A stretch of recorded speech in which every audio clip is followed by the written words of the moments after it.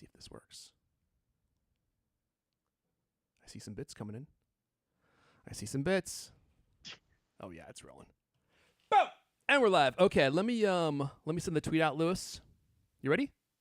Yeah. Let me just proofread it real fast. Yeah, it looks pretty good. There's been worse tweets around here for sure. Better button yet, so There we go. don't mess it up. Oh yeah, right. We don't have the edit button yet, but we may soon. That'll be fun. I think a microphone that picks up well. Yeah. Oh shoot. Okay, never mind. I thought we froze. Nope, we're looking pretty good. All right. Well, welcome to Max and Vadim. Dude, Max, I have been trying to get you on the podcast for a long time.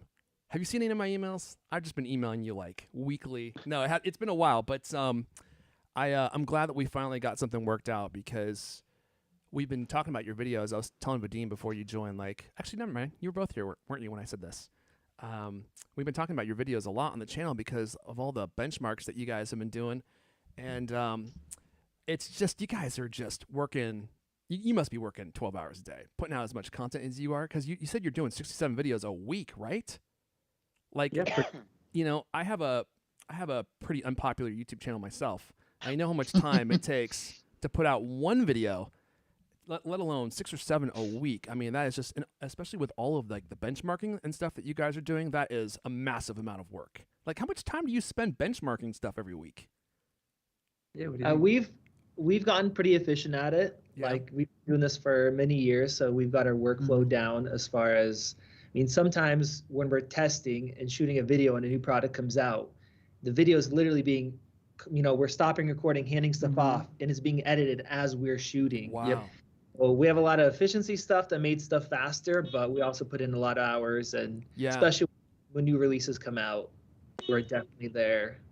Right, especially like in the last month with all the stuff coming out, and all the new videos, all the benchmarking, and now Final Cut Pro's been updated, so now you got to redo all your benchmarks, right? Which I'm really looking forward to because doing more tests. Yeah, right. I'm hoping that you'll help me with some of my buyer's remorse. I bought the Mac Studio with M1 Ultra, and I'm like, dude, this is so overkill. Really, I really didn't need this much power. And having watched all your benchmarks, it's really weird because I can see from the benchmarks that you're doing that it really is totally pointless to buy an M1 Ultra for like 99% of people. And yet I feel so compelled to keep it. I don't understand why I feel like I can't just return it.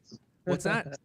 Bragging rights. That's what you get. Is that what it is? I just feel like it's Apple's unbelievable marketing that have basically tuned my subconscious to want like their highest end stuff, even though in my conscious mind I know that it's actually not going to benefit me in any way. You're a cult zombie. There you go. I mean, you're admitting it right there on the channel. Oh my God. I'm gonna have the Apple logo shaved to the back of my head soon. Yeah, that's tattooed right on your forehead. All right, let's see here. Shout out to Chase McLean. So we got Adam Broussard here. He says other people here. That's right. We're mixing things up. We've got Dan DeWitt. Guys, we're gonna just dive right into it here because Vadim and Max actually have to go in 20 minutes. We're 10 minutes in and we haven't actually even started the show. So let me cue up Mrs. You know who. And we'll get this thing going. Oh, Mrs. D. Look at that delicious little El Caney looking orange as ever. Yes, you do have a nice glow about you. Okay, look at that. Uh-oh, the blinking started. Ew, I find that very erotic. Ew, gross. Mrs. D. She likes the blinking. That's so weird. Oh, my God. It's rapid fire. It's like, uh-oh, there it goes. It's going into high-speed action right there. You're making it worse now. You're drawing attention to it. Make yourself conscious. So don't think about it, Leander. Okay. Let's get the music going. Whoops. And we'll get the show rolling here in 3, 2. Hello and welcome to CultCast, the best 30+ minute Apple conversation you're going to hear all week long. I'm your host, Airpods Elijah. Join me today. Look at him blinking. He's broadcasting live from the media room at the San Francisco County Jail. You can't even tell. It looks like he's using a green screen or something. That's really impressive. He's the founder of CultCast. Leander Caney is here. Look at those eyeballs go. Also with us, you'll find his editor of the year ring icon stamped in the foreheads of several Cult of Mac writers. It eventually goes away. It just takes a few days, but helps teach them to get their grammar straight. Managing editor of Cult of Mac, Lewis Lewis Wallace is here. Oh, you took it It's off. a lie. I got no ring. Or did they get stuck in the forehead of some Cultimac writer and you're like, I got to do the show. I have no time to get this out of their forehead. And as the title implied, we also have two very special guests here. We've got Max and Vadim from MaxTech joining us. Guys, Hey, guys. welcome. It's really great to have you here. And congratulations. I know you're getting close to 1 million subscribers on your YouTube channel, which is crazy. Because, Max, I used to watch your videos when you were at Apple Insider, right? Okay, so I've been following you for a while. And then I remember when you leapt into your own channel and you started MaxTech, and I was right there from the very beginning. I'm a founder, a MaxTech channel founding member. I didn't do anything to help you except watch your videos, but and how long has it been since you've been doing your own videos or your own channel? A little over 3 3 years, years. I think. It's been Yeah. 3 years now. Oh my gosh, I can't. Full time on MaxTech, I think. Yeah. Okay, and Vadim, did you join at the same time? Were you both in this together right from the start? Yeah, for MaxTech, yeah, we were right from the start. So I've been working and helping Max with Apple Insider since before that for probably a couple years. And weddings before that. I think Oh, Yeah, when you were first- doing like videography. That's how you got before your that? start in weddings? Yeah. Cool. Well, And- congrats to you guys. I mean, High it's not easy pressure. to be an independent content creator, so congrats. Yeah. I appreciate it. I know it's cliche to say this, but I'm going to say it anyway. You guys really are killing it. Like, you're just putting out so much great and useful content. And whereas a lot of creators are all bluster and no actual content, Yeah. Current present company it's excluded. it's just refreshing to talking see about? people actually doing the hard work out there, doing the hard work for the rest of us just sit here and talk about it. We're going to talk about Mac Studio, M1 Ultra, Apple Studio Display. Vadim and Max have to hop out of here in like 15, 16 minutes. 15 so, minutes, so you better get on with it. So before we do that, though, Jabbering. yeah, I know. I'm sorry. I guilty as charged. Before we dive in, though, let me send it over to old Lewis Wallace. Lewis, you want to talk about our sponsor, Batched? Yeah. Batch. Do it. Batched app. It's so the headline on our post, there's a little post on our thing, magically enhance many photos at once with the new new Batched app. Great. Left my talking voice at home. That's great. Anyway, with the Batched app, developer Advasoft has taken the hassle out of photo editing. Rather than tweaking one picture at a time and then moving on to the next one, you can modify many at once, up to 25 at a time. So, like, let's say you want all your pictures to have a certain kind of a look, right? A certain style, a certain hue. They've got all these different tools you can use to apply that to all of them, right? Like, you could fix a problem. You know, if you have like an exposure problem, like for instance, if you got a picture of you in your upstairs room and the lighting is just terrible. I mean, I don't know how anybody would ever imagine anything like that, but if you had that, you could fix that in 25 images at once. Or you could do really artistic stuff. They got all these features like this one called the color transfer tool. That lets you change the appearance of all the pictures, the color scheme or color style. You basically take one picture that you like, one of yours or one from their built-in image library, and you can apply that kind of look to all of your pictures. Or you can use this duotone effect that lets you, I'm sure you've seen those kinds of things. I don't know if you could put one of those on the screen, but it takes a picture and strips it down to two different colors, light and dark, very colorful. There's something called color standout. And so what that does is it takes your picture and makes everything black and white except for like one aspect of it. And it really makes that color pop. So you really highlight one element of the image. There's all kinds of things like that you can do. It's a free app. It's called Batched. You can get it from the App Store, download it for free. There are like almost every single free app, you can unlock advanced features for a subscription fee, but you can do a lot of stuff for free. And it's a pretty new app and good way to mess with all your pictures at once rather than doing like, the same. I mean, I do this all the time with editing, change the same thing over and over, the same word misspelled over and over. Not that anybody on the Cultimac staff ever misspells anything, but not without serious repercussions, right? Am I right? yeah, and I mean, changing a word is one thing. Applying a color scheme, do that 15 times in a row. Ugh. Yeah. So it makes it easy. Does it have any features that can help fix the gangly, sickly color of podcast host video feeds? I'm sure it can fix that. I don't know if it could do it in real time on a video, but maybe after the fact. for Okay, all we your should- we screen should check captures, it. yeah, you can We should check turn into them that. from screen catchers into screen captures. All right, so I'll of course include a link to our Cult of Mac post here. If you're interested, you can just search it in the App Store. Batched, BATCHED, Batched. All right, let's send it back over to our special guests here. We got Max and Vadim here from MaxTech. Guys, I have been watching a lot of your benchmarks on the M1 Ultra, and I guess my question is there any point? Is there any point for anyone buying the M1 Ultra? I mean, you all did, I did. I spent the extra money, the $2,000 upgrade, but watching all your benchmarks, it really seems like it just doesn't benefit me or even 99% of people at all to actually spend the extra money, even though I feel compelled like a moth to a flame to spend the extra money and do it. Is there any purpose in buying the M1 Ultra? Do you want to feel better about your purchase? So let me know. What angle should we take? You're gonna tell your answer. I want the cold hard truth here. I want the cold hard truth. I mean, I'm doing what you're doing, right? So we're content creators, and we're making YouTube videos. At least you are. So does it benefit people like us? Not really, no. So actually, what we're doing right now, before getting on this podcast, thank you guys for inviting us. And then afterwards, we're benchmarking video editing, both DaVinci Resolve, Final Cut, and Premiere Pro. Final Cut was just updated. Premiere Pro was just updated. So we're running new tests, retesting things. And for a lot of content creators, most YouTubers out there, there is no reason to go for the M1 Ultra. Now, obviously, you can get up to 128 gigs of RAM, which you could with previous Intel Macs. But with unified memory, it's way more efficient. It's way faster. The SSDs are faster. And you don't really need 128 gig if you needed it before. 64 is plenty. So for us, unless you're a high-end filmmaker working with raw footage and crazy color corrections, multi-layered, denoising, it'll help not steps. We got a car somewhere. Oh, yeah. Oh, sorry. Sorry. Leanna Yeah, keeps ready his to window pick up open, and he has like a whole Streets of Harley San Francisco. biker Yeah, gang totally flip outside, over. constantly driving by. It's Hey, look at beautiful, that isn't center it? stage. I don't know if they're showing him off, but as you're closing the window, it's just following you. Yeah, it's really, it's freaky, actually isn't really useful because when he gets up, it just follows him around the room, and we can actually see his face the whole time. So you're saying even for people like yourself, because you're putting out content, your content's 4K, right?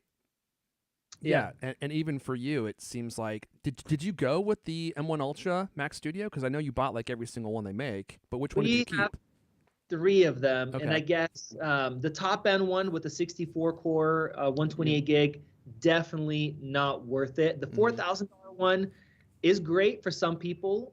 We also have the M1 Max, so we're gonna make the final decision for Angelica, our main editor. Yeah.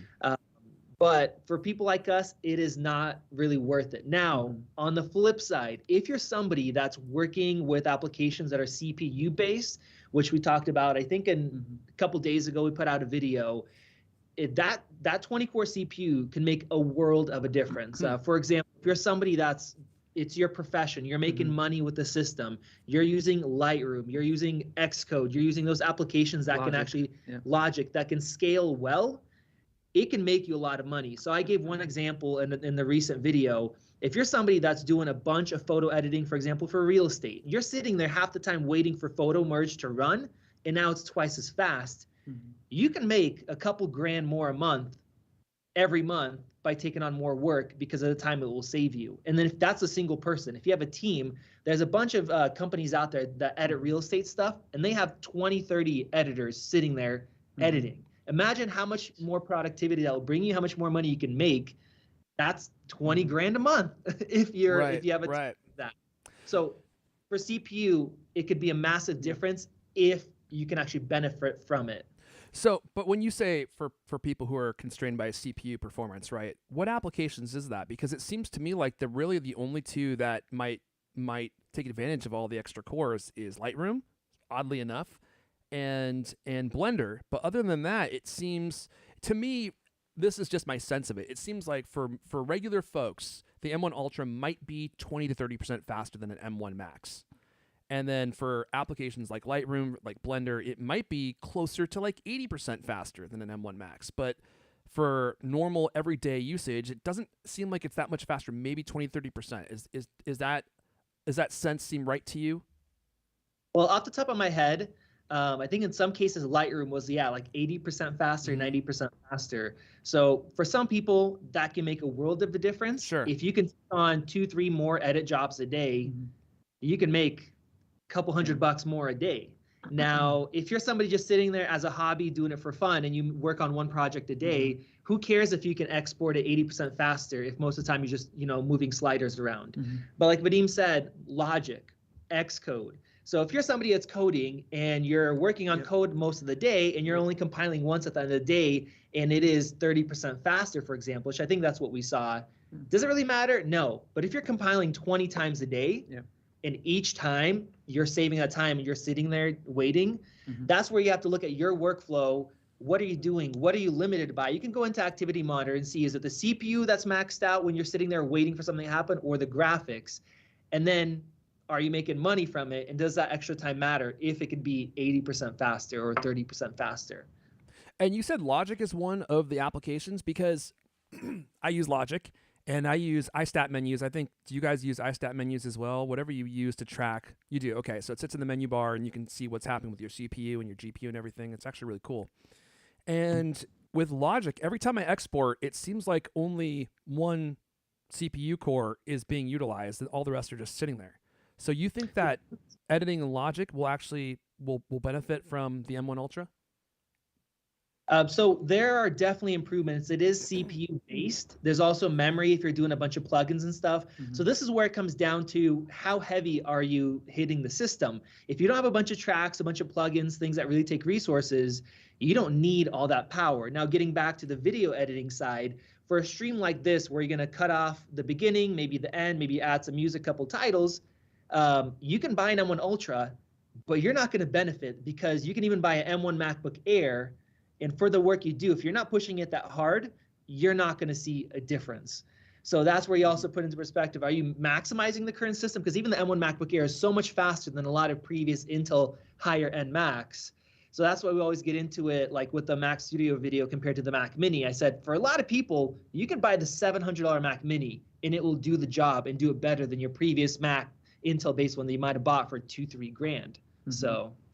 Yeah, it's an interesting observation. I feel like the M1 is just so much more powerful than Intel that, and we even said this when it came out, it was beating my MacBook Pro. I have a 2019 MacBook Pro, and I felt like it was blowing away my MacBook Pro in a lot of the video editing tests that were happening at the time. And I was like, dude, this thing's insane. Like, finally, not only can you actually edit on a MacBook Air, but you can edit 4K content on a MacBook Air. I don't think that was possible pre-M1. And so they came out swinging so hard with the M1 that I feel like they actually shot themselves in the foot in a way, because now they're struggling to find a way to actually give pros a better option. And the M1 Ultra is their way of saying, well, you can get double the performance, which theoretically is true. But when you do the actual benchmarks, I was shocked to see that that's not really what you get, because most applications can't even take advantage of it. Or if they do, like, they updated After Effects, Adobe After Effects this week to be M1 optimized. And they said that with the M1 Max, it would run up to 2 times faster in some of their render tests. And then with the M1 Ultra, it would run up to 3 times faster. And I was like, wait a second.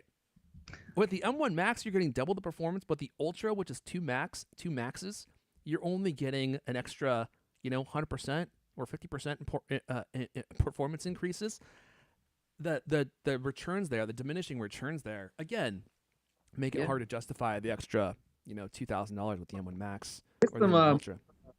Some information that we got recently based on what's limiting the M1 Ultra, and I made a tweet about this, and we put it into our recent review, but maybe it's not explained that well. But basically, there's like a bottleneck that's impacting the M1 Ultra more than the M1 Max, and it has to do with something within the hardware. And because of that, it's not able to utilize the GPU all the way. And then on top of that, there's another issue with the encoders. It has double the video encoders and decoders for like H.264 and H.265.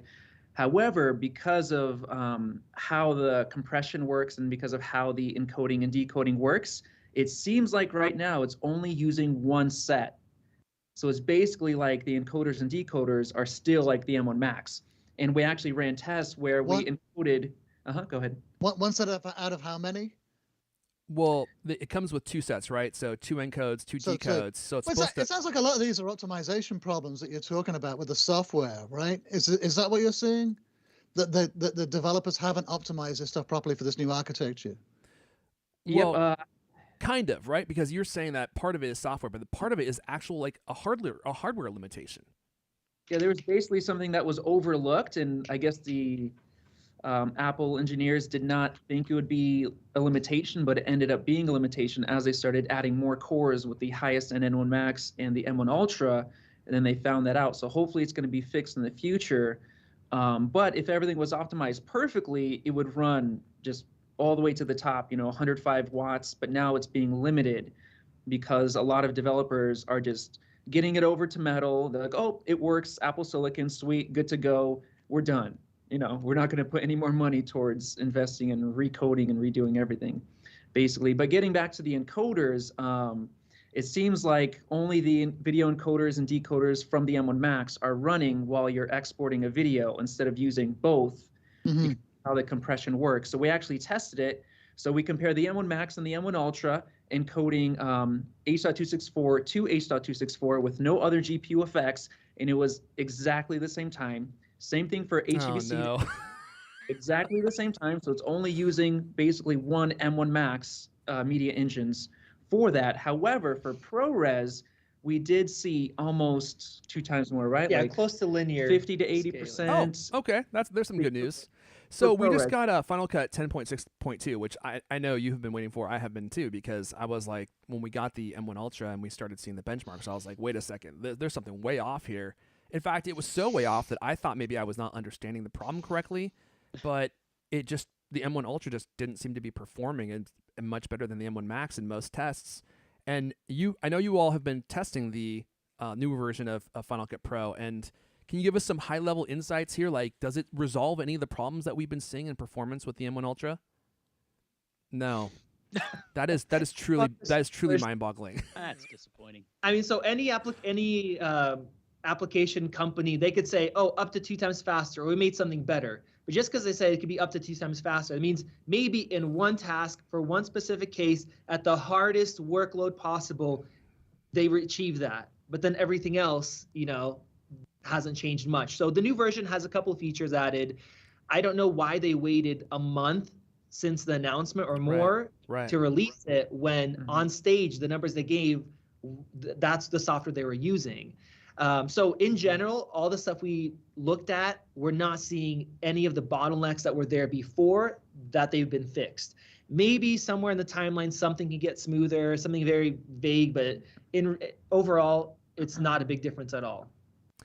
So I don't know if you said this already. I know you were considering your decision here, but are you going to keep the M1 Ultra Max Studio? Because if you guys don't keep it, now I'm seriously thinking that I shouldn't keep mine. Because honestly, like, if you guys don't need it, you're creating so much content that it makes me think, okay, I should just get rid of it and buy the M1 Max version, because that's probably, I mean, that value proposition, I think that was probably my most, like the most exciting thing that they announced at the keynote event. I was like, you can get an M1 Max now for $2,000. And you look at a spec'd out MacBook Pro with the same specs, and it was like $3,500. I'm like, this is a crazy good value if you don't need the screen and the keyboard. So, Do you know what you're going to do yet? So basically, after we're done with this video that we're going to finish testing and shooting today, we got to talk about it and see which one. So Angelica's been using an iMac, the 24-inch iMac with the M1 and 16 gigs of RAM since that came out for the main editing machine. And we're making... And it works. It works great. The only limitation we have sometimes is the encoder speed, just if we need to get a video out as fast as possible, and sometimes 16 gigs of RAM can be a limitation. Now, logically, and we should be keeping the $2,000 Mac Studio, because the $4,000 and $5,600 ones that we ordered, we're not going to get any benefit for what we're doing. Literally. Even right now, our main thing we wanted is be able to export faster with the quad encoders that they have in there compared to M1. Right. But we're not seeing that improvement right now. Oh so my gosh, that's so unbelievable. And you should keep the $2,000 one. Now, for us, the other difference is we got to create content when new Macs come out, other PCs. need to have a system here to compare it to. So that's where the other side comes in, of maybe we should keep it, even though it won't make a difference, just so that we can use it for future videos. Mhm. The funny thing is like that's where my mind is at too. I'm like, I don't seem to be realizing any actual benefits from this, but maybe in the future things will change, or maybe Well, Apple will release some kind of update that will release the hidden power. Actually, we have some information where there's a chance the next version of macOS could utilize some of those encoders and decoders. Okay. But we'll leave it at that for now. Yeah. Is that some inside intel from direct from your sources? Yes. So Okay. Very nice, juicy. Okay, guys. Well, look, it's already 12:32. See, I knew we weren't going to get through the whole list of topics that we had, so we'll have to have you guys back. I know you got to go because you're making 6 to 7 videos a week. You're actually being productive, unlike the three of us here. well, how So, about this? yeah. We want to talk about the MacBook, right? Yeah. And the M1. Yeah. So Beam just made a video on that recently. How Yeah. about he stays on? He'll talk Oh, about great. that. I thought you would Perfect. talk about that. Sure. And then Okay. we'll wrap up. So Yeah, he's thank gotta you go. guys. I gotta Thanks, go. Mac. to more benchmarks. All right. Thanks, Max. All right, Take Max, care. nice meeting you. Hey. Yeah, Vadim. So I did recently watch that video, and I was just shaking my head. It's funny because we did a segment, I think maybe 2 weeks ago, about how Apple was thinking about reusing the A15 in the iPhone 14. God, my brain can barely even do this. And I was so stunned. I was like, this sounds like a terrible idea. Leander Same. didn't think it was a big deal at all. And we released the clip. No one cared. No one watched it. And I was like, wow, I guess people just don't care. But for me, that's an abomination to release a new piece of gear like that, but put the older SoC in. And you were saying in your video, and I saw some tweets from Ming-Chi Kuo, that they're actually thinking about doing this for the 2022 MacBook Air as well, and jamming the M1 back in that. Yeah, so when I first saw that leak, I think it was like a month ago when Ming-Chi Kuo posted that, and that was just so mind-blowing and shocking that I completely dismissed it. I'm like, nope, there's no. Right.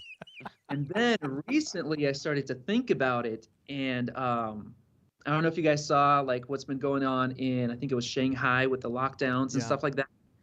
Basically, the thing that I'm seeing is that there's like a supply chain kind of, not really, I don't know if it's a crisis yet, but there's some massive supply chain issues going on. And with the lockdowns, it could be making things worse. Maybe not in terms of the actual M2 chip coming out of TSMC, but other potential things that could be making things more expensive. So maybe if prices are going up for Apple, then their margins are being squeezed, and they're like, hey, let's just put the M1 chip in there, because if you think about it, it's the entry-level laptop. So basically the people who are going to be buying it, a lot of the people, they don't even watch tech YouTube. They don't even know about the M2 chip if it does come out before the M2, which it should, if it does actually have the M1. They don't know about any of that. They just see the M1 MacBook Air, new design. They love it. They got the new colors. They're buying it. They don't even care about the M2. That's kind of how we're the consumer level. And then adding to that, another reason for why it might make sense is because Mark Gurman actually had a leak where he said the M2 MacBook Pro is going to be coming out with the old 13-inch design. And when I heard about that, it was like, there's no way, because we thought the MacBook Air was also getting the M2. So we're like, wait, if you think about what happened before, you had the M1 MacBook Air for $1,000, you had the M1 MacBook Pro for $1,300. And what did it get? It got better battery life, it got an extra fan, it got a little bit better speakers, and not much else was changed. So what ended up happening was almost everybody was recommending people to just literally buy the M1 MacBook Air, and that's what we did for so long, because there's no reason to buy the MacBook Pro for $300 more, because you don't really get much out of it. So I'm like, hey, if they do the same thing with an M2 MacBook Air and an M2 MacBook Pro for more money, nobody's going to buy the MacBook Pro. So what if they give the MacBook Air the M1 and they satisfy the needs of the consumers, and then in the fall they come back with the M2 MacBook Pro, and the people who really want the performance in a laptop with the M2 chip, they're not really going to care that it has maybe the old design. They want the extra performance. That's kind of what I'm thinking. And then it's actually worth spending more money on that MacBook Pro. So Makes sense, I think. Well, there's rumors they're going to do the same thing with the next iPhone too, the iPhone 14, right? They're going to use the older chip in the lower end models, and I think, you know, like there is a big number of consumers who really don't care about getting that extra performance. You know, they're only doing email or a bit of web browsing. They don't need it. So I think that makes sense. And then look, Apple Yeah, it goes has- and gives us the extra performance, and I sit here and complain about it for 30 minutes. Yeah, right. TC's got a hard job. He can't win, right? It's like he gives us the performance we want, and then we sit here and complain that it's too expensive and it doesn't actually work. But actually, I do think that's a legitimate complaint. It's not just us complaining. I mean, when you spend an extra $2,000, I mean, to my previous point in a previous show, like the advantages, the performance increase should be slapping you in the face. It should be so obvious that you're getting an extra huge boost in performance. You shouldn't have to go, you know, searching for it and churning over every leaf and rock to make sure that the performance, it should be obvious. It should be right in your face, right? And the benchmarks matter. I need to make a shirt, the benchmarks matter. I know some people don't believe that. The benchmarks matter. And they tell a story about what kind of performance you can expect in the real world. Sorry, I didn't mean to cut you off there, Vadim. What were you going to say? I was going to talk about the A15 and A14 chip situation for the next iPhone. So I have some thoughts on that. And the main thing I think is, first of all, Apple is trying to find ways to get people to spend more money on the Pro models because that raises the average sale price, which is good for, you know, their stock, the investors and everything. And on top of that, that's why they're putting the dual hole punch Face ID on the Pro models. They're leaving the regular models with the notch to try to get people to, you know, pay more. And then on top of that, it's also going to be, I think, quite a bit more expensive for the A16 chip because they have the new technology, everything built in. We don't know what's going in there yet, but I think it's going to have better memory, better RAM built in. So basically, I think it comes down to profit margins being squeezed in terms of Apple wanting to keep the price of the base iPhone 14 the same because they are rumored to be getting rid of the mini model, which automatically means that they're going to be losing that $700 price point for the mini. That's getting cut out. So the cheap iPhone 14 is going to be, I think, actually, was it $600 for the mini? I'm having a $799. I'd have to go look. Maybe it was $699. Yeah, I think it was $699 for the mini. That sounds right, actually. Yeah, and then $799 for the regular iPhone. Having a blank. Anyway, so because of that, they're trying to find ways to save money on the base models, and one way to do that is to use the old A15 chip. Now, however, it's also going to be an upgrade because on the current iPhone 13, the base model comes with the 4-core GPU right now, and the Pro models get the 5-core. So I think what they're going to do is grab the 5-core, and they're going to put that into the iPhone 14 base model. So it technically will be an upgrade in terms of like GPU. Slightly faster, right? It's going to be faster, right? And then SE is going to be getting the 4-core model GPUs. So, you know, I guess that's how they're going to do it. You know, they're going to try to really sell those Pro models because I think they're going to be $100 more expensive compared to what they are now. I was just going to say, I saw a report this morning that said that they're going to raise the price of the iPhones $100 each. That's. I mean, everything is going up in price, right? But the idea of spending $1,100 on a base iPhone Pro model, that's a lot. I mean, then you add tax on top of that, and I guess for a lot of people, they just rent their phone, and actually, Stu, you might actually be renting your phone, or you do like the payment plan. Like I usually just buy my phones outright, and then I sell them when I'm done with them. And so for me, I'm like, shoot, $1,100 for the base iPhone 14 Pro plus tax. It's going to be like a $1,200, $1,300 or phone. That's a lot of money to drop on one phone for 1 year. Yeah, you might as well just rent it. Well, honestly, if they did have a rental option at this point, I would probably seriously consider that. I just would hope that the price that they're charging is lower than the installment plan price, because otherwise I'm like, what's the point of renting it if you can just own it and pay a similar price? What do you think about that? How much do you think that they'll charge to rent it? Like, do you think it'll be less than the installment plan price? I'm not sure how much they're going to charge, but I think it's an absolutely genius plan because, first of all, it's kind of like a subscription. So they're automatically guaranteeing a certain level of pre-orders right out of the gate. Right. Whoever signed up for that plan, it's automatic pre-order. However, I think they're going to what I think is they're going to mix it into the Apple One plan with their other services. So if you sign up, you get the newest iPhone every year, and you also get a bunch of Apple services. So it basically locks you into the ecosystem, and because you're willing to also rent the phone, they're going to toss something in for free. So they're going to give you a really good deal to where if you split everything up, you're going to be paying quite a bit more money. So if you're willing to get everything at once, all the services and the phone, you're saving money compared to somebody who's not doing that. So if you want the phone, a new phone every year, it's actually going to be a really good deal. Well, Lewis, are you still on that plan? Weren't you on that upgrade plan for a while? Yeah, I still am. And how do you like it? It's fine. I mean, and honestly, it is smart because there are years like this year where I probably wouldn't have upgraded. Right. I was saying before, if they had that for the Apple Watch, I would have a new Apple Watch every year. Yeah. But I'm wearing a Series 6 because I couldn't find a reason to do it last year. So Well, Tragic. especially last year. I mean, especially You're after the cracking me huge. up, Lewis. I can't Huh? take it. What's that? You're cracking me up. I can't take it. Stuck on all that. Yeah, but That's no, awful. I think the upgrade program is great for the phone, and I recommend it all the time. You don't have to worry about it. Just no thinking about it. Here's what it costs every month. I can't imagine buying one and then trying to sell it on Craigslist or something. Dude, I mean, that it's just such sounds a like pain. I'm nightmare. almost over it. I mean, Vadim, there's one year where I tried to sell my phone. I got robbed. I mean, it's just, it's getting more and more difficult to do. And especially with Apple, they used to release a new iPhone and then discontinue the previous versions. And now they haven't done that in a long time, right? So they come out with the new iPhone and they discount the version of the iPhone that you have.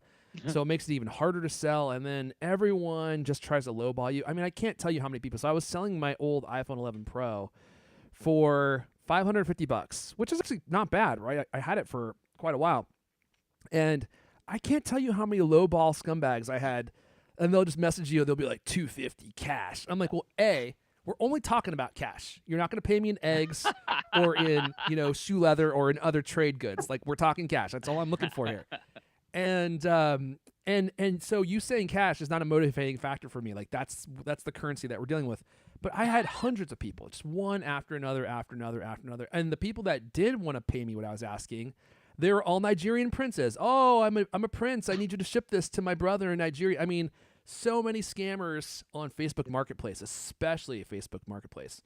And then finally, I had this guy, I actually just sold it. I had this guy contact me, and he didn't want to negotiate at all. And he asked me if I took Venmo, and I was like, oh, great, here we go. I'm like, no, I want cash only. I don't take Venmo. And I immediately just wrote him off. I'm like, he's trying to scam me. But he was really persistent. And he's like, I'll come pick it up today, and I'll pay you with Zelle, which is like that bank-to-bank transfer service. And I was like, I don't really want to take Zelle, but that's safer than Venmo to me. So I'm like, all right, you show up, we'll talk. So he shows up, and the guy is totally blitzed out of his mind. I mean, he could barely operate his phone, and he had this old Android phone that was like cracked. He could barely see the screen, and he couldn't figure out how to send me a payment. So I had to stand in my driveway with this guy for, I kid you not, 90 minutes while he tried to figure out how to pay me with his phone. He was totally hammered, and he was like showing me his phone as his bank account's pulled up, and he's trying to help me send a Zelle payment to myself with his phone.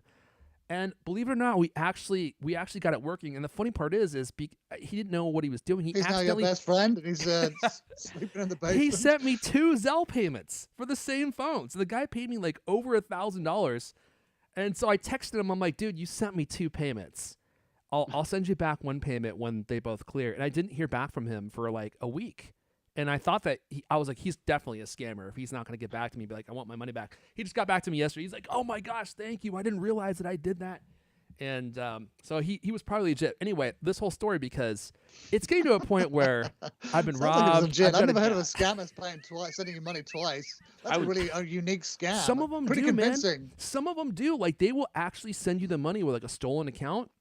And then you'll give them the product, and then the bank comes after you, and they're like, you accepted like a stolen, funds from a stolen account, and they just take it right back.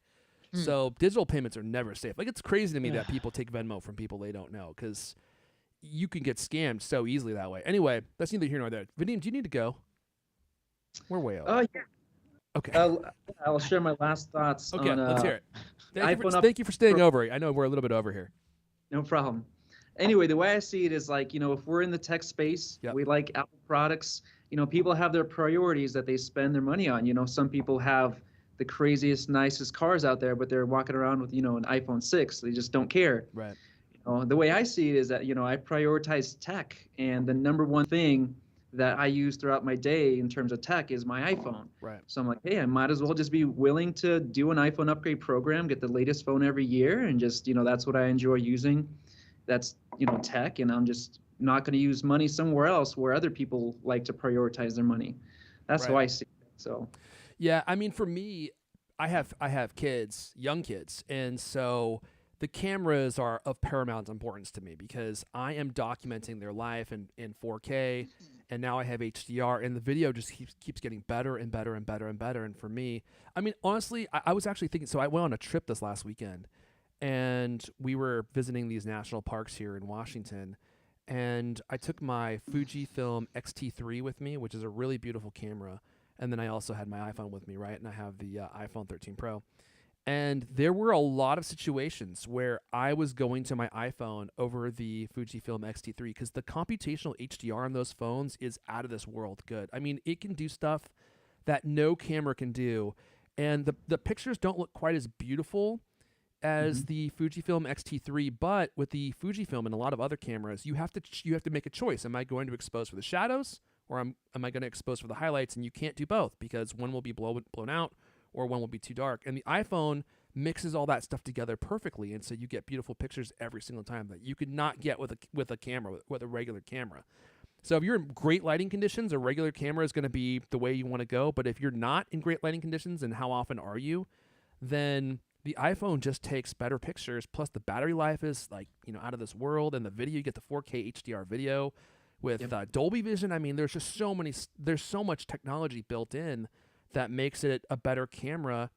And I never thought I would hear myself say that. Like, there are a lot of instances where I chose the iPhone over my Fujifilm X-T3. We'll see what happens with the new Fujifilm. They've got another one coming out in May, so we'll see what happens with that.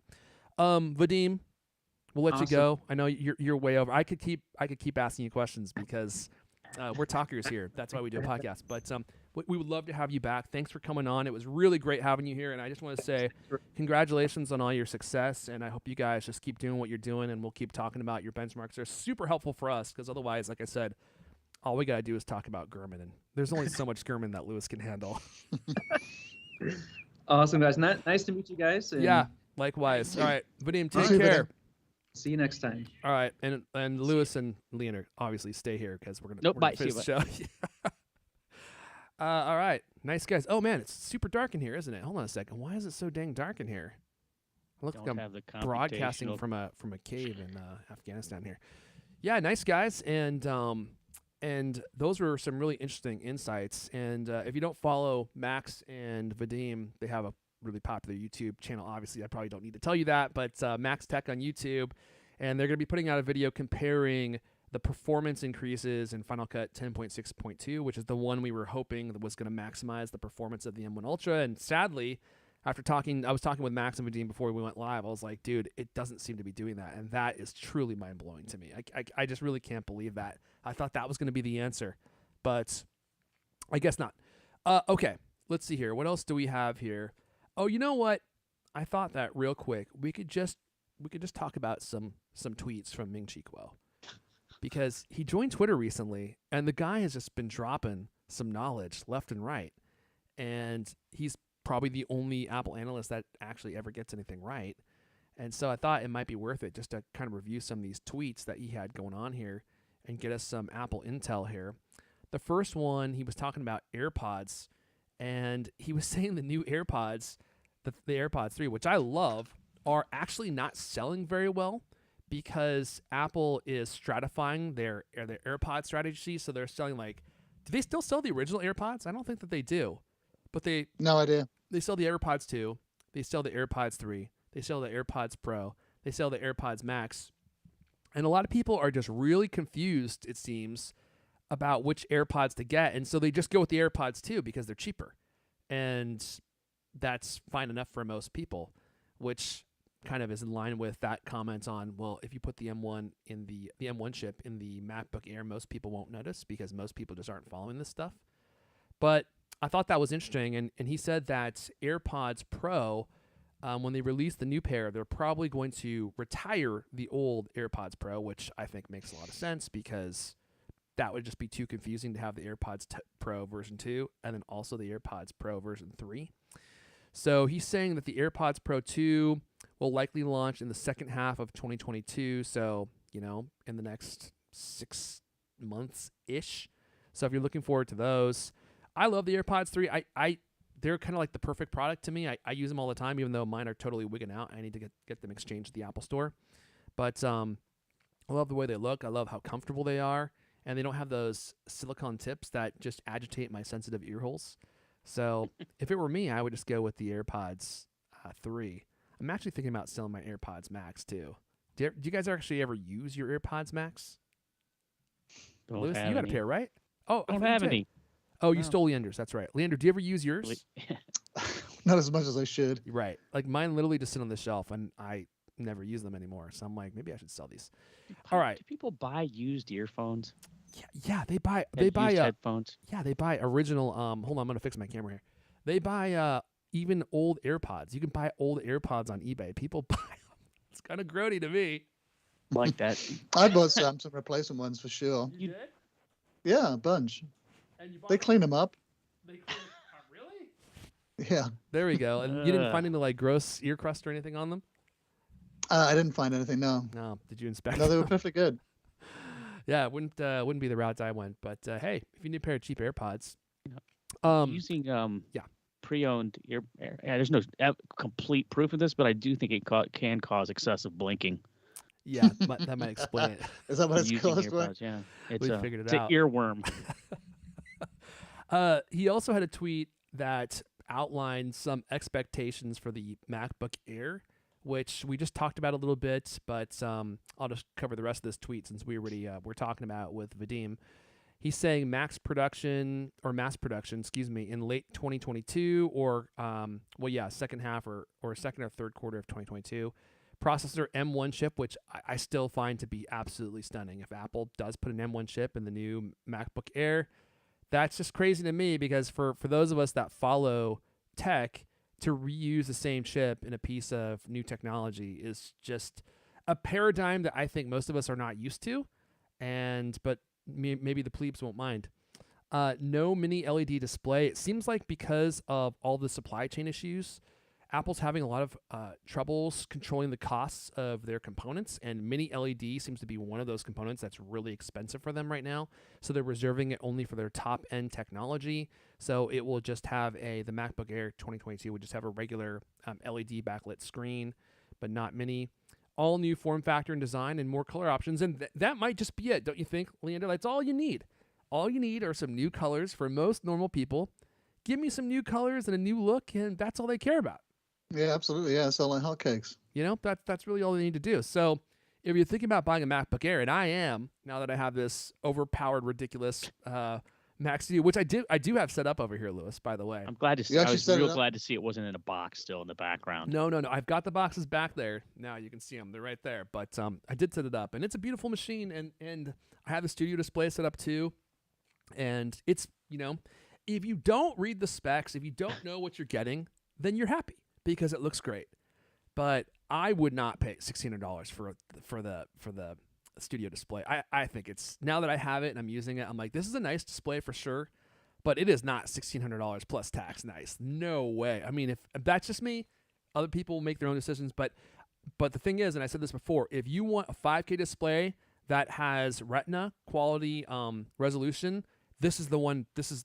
I think this is literally the only one that you can get aside from the LG Ultrafine, and Apple knows that, which is why it's so expensive. But if you're fine with 4K, and you don't care about Retina pixel quality, man, there's a whole ocean of possibilities out there for you of really beautiful displays. But it is a beautiful display for sure. I mean, everything about it is top notch.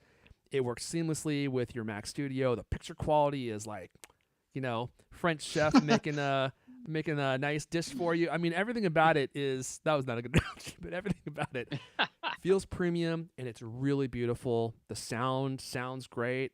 It's not as good as it's hyped up to be, but $1,600, not really worth it to me.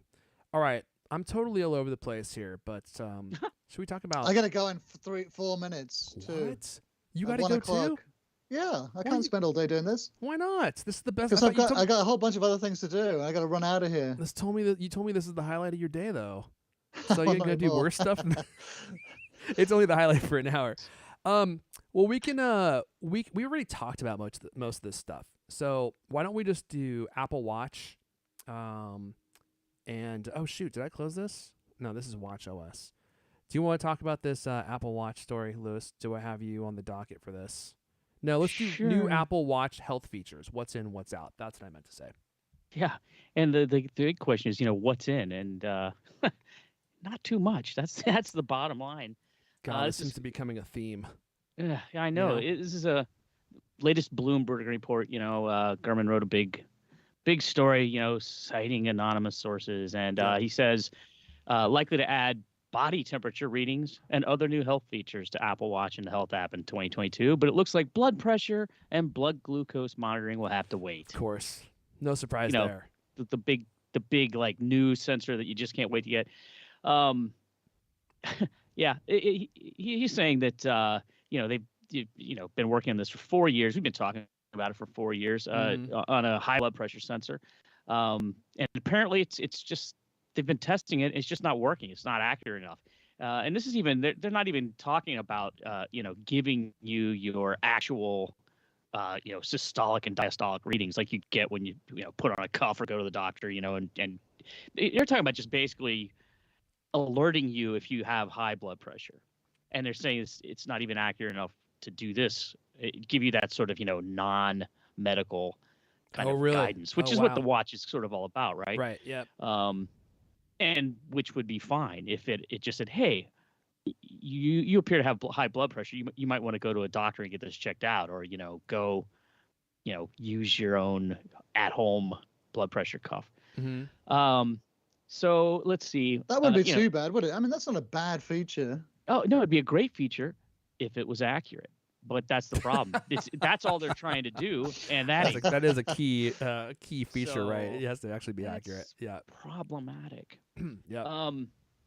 They're still working on blood glucose. That's even farther off. They're saying blood pressures at 2024 at the earliest, maybe even later. Mm-hmm. Blood glucose, which I think is even bigger game changer, even further off. Oh, absolutely. Absolutely. So let's see. You want me to talk about the stuff in the OS too? Watch OS 9. Yeah, you might as well. It's all kind I mean, of it's lumped gonna be part together, of it. right? Yep. So they're gonna upgrade the low power mode. Oh, yeah. Wow. Hold on, I'm gonna so now instead of just switching over to here's what time it is, you're in low power mode. It's gonna do some other things. Not exactly clear what, but a couple of other things that might be handy, I suppose, in low power mode. Also supposedly going to add new workout types, which is always good.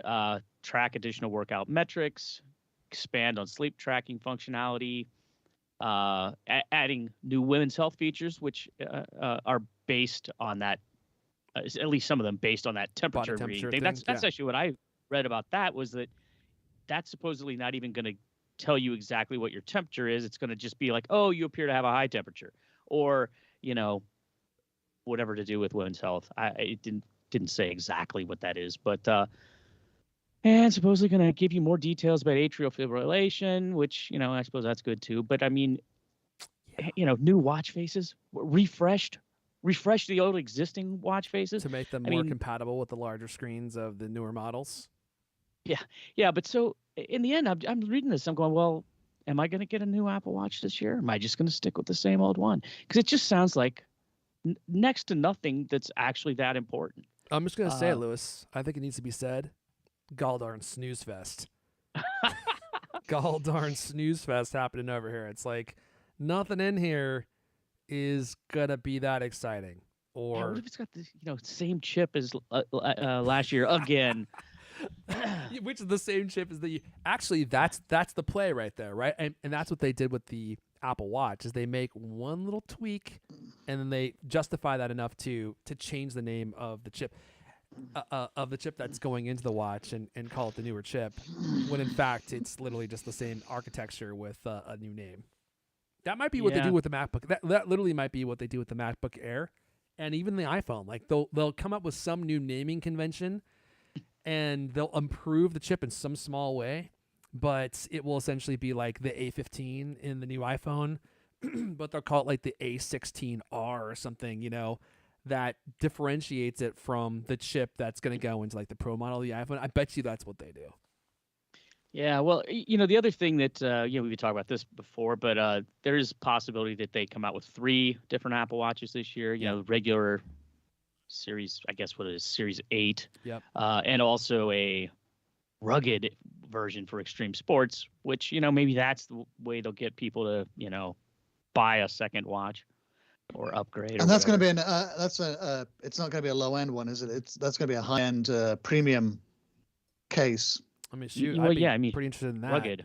Yeah. I mean, and like you were talking about it being having a better battery life. I mean, that could be a thing that would actually make even non-extreme athletes want to buy one, right? And if it looks, I don't know, less Apple Watchy, I don't know. I mean, Apple Watch is great. Don't get me wrong, I love it, but it doesn't exactly look like a high-end watch, right? Yeah. Like those big beefy kind of extreme. Who makes? I don't even know who makes all Like those the things. Garmin watches and and Garmin, the Casio, Fenix. yeah. Yeah, there's a whole bunch of them. All right, I got to go, guys. All right. Ah. Okay, All it's right. gonna jump. All right, we only have one more story left, and this is a real talk about a snooze fest. This is gonna be a major snoozer. Yeah. You can't. I love it. People are just dropping out, dropping like flies. So I'm not the only one that's upset about this Apple Watch stuff. This is from Gurman's story. It says while Apple is making headway with several health features, some employees haven't been satisfied with the company's progress. They argue that enhancements are taking too long and that the company isn't making big enough bets in the area. Yeah. It's like what they're doing with the Apple TV. I would say that the Apple Watch seems to be the other product that's kind of languishing. They're just not really doing very much with it, and every year you're expecting more, but then you don't really get very much more than you already had. So it's hard to justify replacing the watch more than every 2 or 3 years. Yeah. We'll see. All right. I hope that, it seems like year after year, the Apple Watch has kind of been less leaky. Like there's been less information about it, and the information we've had has been more wrong. Like last year with the whole big redesign that didn't happen. So who knows? I mean, it may be that all this is wrong. It may be that they do something wonderful this year. I don't know. I hope so. That was one of the biggest Apple. upsets since we've been doing this show. That was one of the biggest upsets in CultCast history, Apple history, at least as far as I've seen. And we're talking about that front page tech leak that they had, that they showed the Apple Watch was going to have this new design and flat design and no hate to front page tech. I mean, they might have had it right and Apple switched it, or or maybe that report was never right. I mean, who knows what happened? And then Apple just releases, and it seemed as though Apple was just releasing a new watch last minute because they couldn't quite get the new watch out the door. So maybe we'll get the new form factor. But if we don't get the new form factor this year, then truly those renderers were never going to actually happen, right? Because if Apple couldn't, if our theory last year was that there was that beautiful flat design that front page tech made renders of, and if Apple couldn't get it out the door in time and released an updated, the same design that they have because they couldn't get the new design out the door, but then had a year to do it and still couldn't do it, right? They still couldn't update to the new design. Then clearly that new design was never going to happen. And wherever Front Page Tech got their info from, gave them some bad intel. So I'm excited to see what happens with Apple Watch, because if they do change the form factor and that flat design does materialize, like that might be enough for me to bite. But if they don't make some significant updates for the new Apple Watch, I mean, I'm gonna just stick with my Apple Watch. What? Yeah, maybe that's the extreme sport version, or maybe it looks more like that or Dude, something. that would be cool. I would love to see them create something more rugged, and just like real masculine, just like a big old chunky watch with some kind of like super athletic look to it. That'd be pretty cool. And they'll probably just wrap in some kind of like cool case or cool body or something and just put the same screen in. But I just hope they make it in the 41 millimeter, because you know what I've realized? The 45 millimeter, it's just too big. It's too big for most wrists. Got those little pencil wrists. You know what? How dare you? I'll be sneaking up behind you and putting you a chokehold in these pencil wrists, and you'll be like, "I was kidding." I would never attack you. I know that you're well versed in self-defense, managing the Cultimac writing pen. All right, let's wrap up with this story. Talk about snooze fests. Here's one for you, Lewis. I got a really there's a part of the story that I really truly love. Okay, Apple is apparently coming up with a new product, and you guys are gonna love it.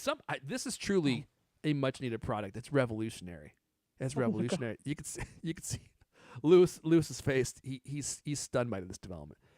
It is a USB-C charger, a 35-watt charger from Apple. And we've got some photos of it here. Photos of Apple's unreleased dual USB-C charger, with a total output of 35 watts. Now, wait a second. 35 watts? Doesn't the iPhone need 20 to fully fast charge? The heck's this all about? Shouldn't it be 40 watts? You can't throw in another 5 measly watts?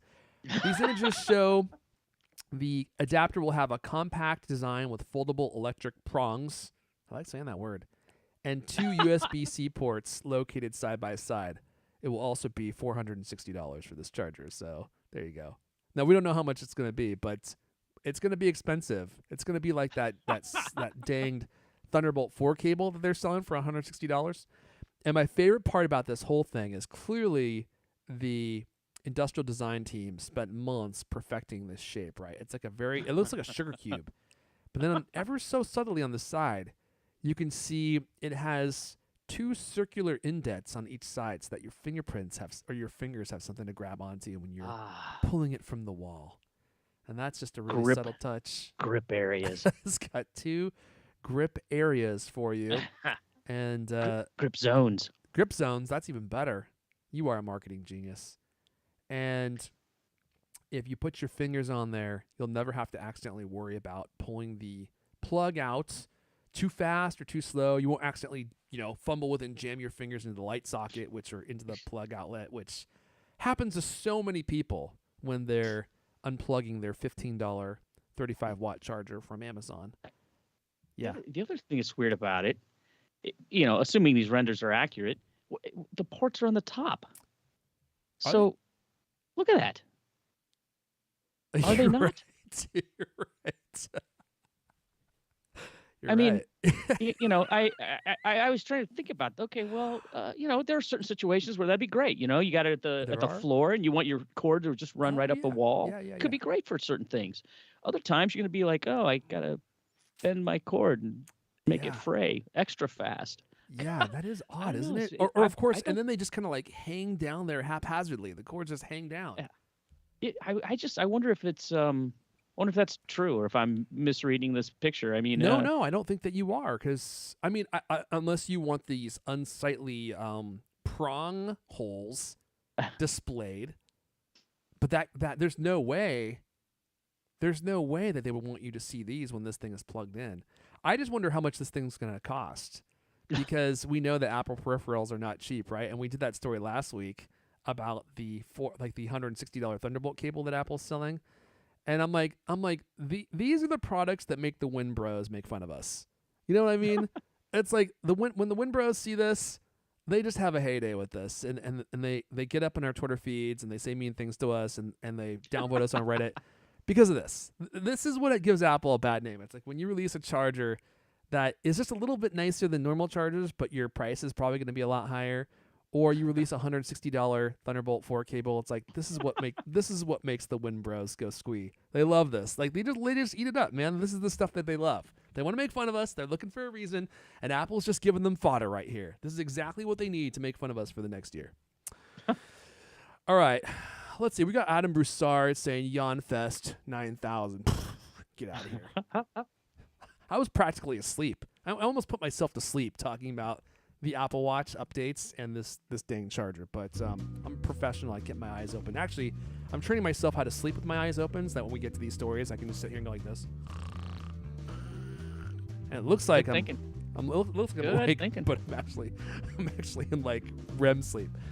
All right, guys, we're going to go ahead and wrap up there. That's a little CultCast we have for you guys this week. But if you want to come reach out to us on Twitter, we would love to hear from you. I'm at Airfon ERFWin. Lewis is at Lewis Wallace. Lander's gone, so I'm not even going to bother. This has been the CultCast, the best 30-plus minute Apple conversation you're going to hear all week long. New episodes of the CultCast come out every Thursday night. I want to thank everyone for listening. Thanks to Max and Vadim for hanging out for a while. And we will see you guys next time. What do you think Leander's doing right now? Stand in line at the lunch counter, getting a Oh, sandwich. was that the emergency? Oh, my tummy's rumbling. Oh. 90% sure. That's why you had to get out of here. His tummy's rumbling. Oh, no, I'm so hungry. My tummy. My tummy. Yeah, he's probably going to take a little break before heading to that counter, if you know what I'm saying. Do a little... Maybe he's having a high-powered meeting with Elon Musk about the future of Twitter. Oh, man, I wanted to talk about that. I was going to work that into the show, and that's the hottest news of the week, and we didn't even talk, of course. We didn't even talk about it. Well, maybe next week. Maybe next week when he actually buys it, he does the hostile takeover. we can talk about it then. That's when it's going to get really exciting. When he's in there throwing elbows. All right, guys. Have a good weekend. See you guys next week. I'm hovering towards the end stream button as we speak. I'm literally out of content. I've got nothing else. Oh, hit the like button before you go. Hit the like button. Bye. Oh, that's cool.